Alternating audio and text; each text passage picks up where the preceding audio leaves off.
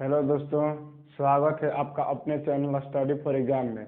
दोस्तों, आज हम लोग पढ़ेंगे पॉलिटी में पढ़ेंगे भारत का संवैधानिक विकास। दोस्तों, इसको देखने से पहले हम समझते हैं कि आखिर इसका विकास कैसे हुआ। 31 दिसंबर 1600 ईस्वी में महारानी एलिजाबेथ ने एक चार्टर के माध्यम से ईस्ट इंडिया कंपनी को 15 वर्ष के लिए पूर्वी क्षेत्र में व्यापार के लिए एक चार्टर दिया, जिसके तहत कंपनी को केवल 15 वर्ष ही व्यापार करना था। लेकिन वे व्यापार के रूप में भारत में आए प्रारंभिक रूप से, लेकिन उसके बाद उन्होंने व्यापार को प्रशासनिक रूप में बदलने का प्रयास किया। सबसे पहले 23 जून 1757 ईस्वी में प्लासी का युद्ध।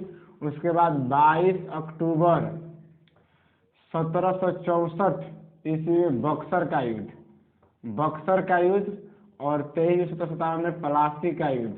इस युद्ध को जीतने के बाद उन्होंने भारत में प्रशासनिक व्यवस्था को कायम रखने का प्रयास किया, और इस दोनों युद्ध में जीतने के बाद उन्होंने भारत से बहुत सारे धन लूटकर ब्रिटेन में ले गए। तो वहाँ पर इस धन लूटने के कारण वहाँ के जो भी नागरिक थे, इन लोगों को हीन दृष्टि से देखने लगे, जिसके कारण पूरे ब्रिटेन में अराजकता की स्थिति फैलने लगी। इसको देखते हुए वहाँ के महारानी एलिजाबेथ ने एक एक्ट पारित किया, जिसके तहत बहुत सारे हम लोग एक्ट पढ़ेंगे। पहला एक्ट था 1773 का रेगुलेटिंग एक्ट। इस रेगुलेटिंग एक्ट के तहत पहला था कंपनी पर संसदीय नियंत्रण की स्थापना।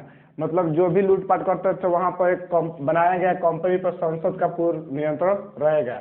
दूसरा था कि बंगाल के गवर्नर के जगह पर अब गवर्नर जनरल कर दिया जाएगा। तीसरा था बंगाल का प्रथम गवर्नर जनरल वारेन हेस्टिंग्स थे। और चौथा पॉइंट था कि 1774 ईस्वी में उच्चतम न्यायालय की स्थापना कलकत्ता में हुई थी।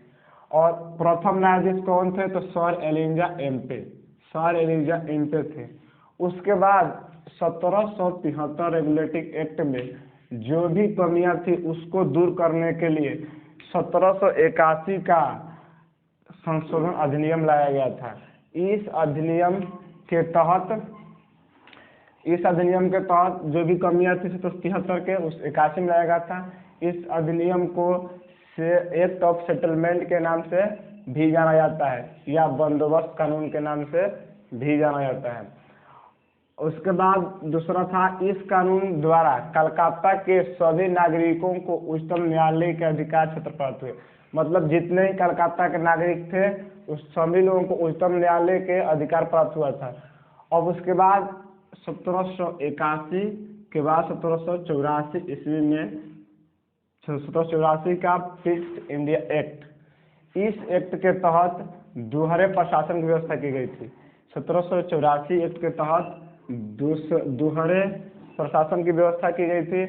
पहला था उसमें से बोर्ड ऑफ डायरेक्टर्स, दूसरा था बोर्ड ऑफ कंट्रोलर। तो जो बोर्ड ऑफ डायरेक्टर उसका कार्य था कि व्यापारियों के लिए, मैंने व्यापार जो भी होता उसका देखने के लिए बोर्ड ऑफ डायरेक्टर, और बोर्ड ऑफ कंट्रोलर राजनीतिक मामलों के लिए। और वहीं लिखे ये वाला, इस एक्ट के तहत कंपनी के राजनीतिक और व्यापारिक कार्यों को अलग अलग कर दिया गया था। अब थोड़ा सा आगे देखेंगे। 1786 का अधिनियम। यह अधिनियम मुख्य रूप से लॉर्ड कॉर्नवालिस के संबंध में लाया गया था, और यह लॉर्ड कॉर्नवालिस में लाया गया था। गवर्नर जनरल को मुख्य सेनापति, जो जो भी गवर्नर जनरल था लॉर्ड कॉर्नवालिस, उसको क्या है, गवर्नर जनरल को मुख्य सेनापति, मतलब जो भी सेना जैसे थल सेना, वायु सेना और जल सेना होती है, ऐसे ही कुछ सेना होती थी, उसके लिए इनको मुख्य सेनापति घोषित किया गया। और परिषद के निर्णय को रद्द करने का अधिकार प्राप्त हुआ। और उसके बाद देखेंगे 1793 का चार्टर एक्ट। इस एक्ट के तहत भारत पर व्यापारिक अधिकार को अगले 20 वर्ष के लिए बढ़ा दिया गया और 20 वर्ष के लिए बढ़ा दिया गया। इस अधिनियम के तहत बोर्ड के कर्मचारियों तथा सदस्यों का वेतन भारतीय राजस्व से देने की व्यवस्था की गई। इस अधिनियम के तहत कर्मचारियों को एवं तथा सदस्यों को भारतीय राजस्व से वेतन देने की व्यवस्था की गई थी, जो बहुत ही खराब थी ये। उसके बाद देखेंगे 1713 का चार्टर एक्ट। 1713 का चार्टर एक्ट। इस एक्ट के तहत भारतीय व्यापार को सभी ब्रिटिश नागरिकों के लिए खोल दिया गया। 1713 का चार्टर एक्ट के तहत भारतीय व्यापार को सभी ब्रिटिश नागरिकों के लिए खोल दिया गया।